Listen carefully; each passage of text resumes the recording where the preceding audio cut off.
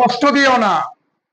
আল্লাহ নবী করিম সাল্লাল্লাহু আলাইহি সাল্লাম বলেছেন, মান গাসসা ফালাইসা মিন্নি, যে আমার উম্মত কোন মানুষকে ধোঁকা দেয়, কষ্ট দেয়, ব্যথা দেয়, সে আমার উম্মতের মধ্যে না। কেননা যেই হোক না কেন, কোন জীব জন্তুকেও ধোঁকা দিও না, কষ্ট দিও না। আল্লাহ নবী করিম সাল্লাল্লাহু আলাইহি সাল্লাম বলছেন, আমার উম্মত কোনদিন কাউকে ধোঁকা এবং কষ্ট দিতে পারে না।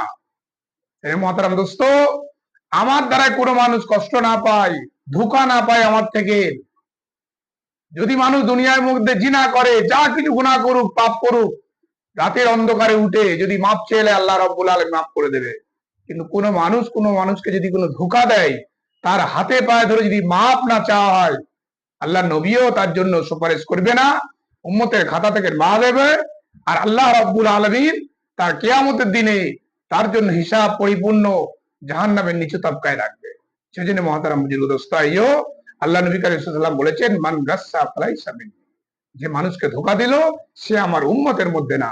সেই জন্য মানুষ থেকে ধোঁকা থেকে আমরা বেঁচে থাকি, কোনো মানুষকে কষ্ট না দিই, ধোঁকা না দিই, যেটা ওয়াদা করি পুরো করি। আল্লাহ রাব্বুল আলামিন বলার থেকে শোনাচ্ছে, আমল করা তৌফিক দান করুন।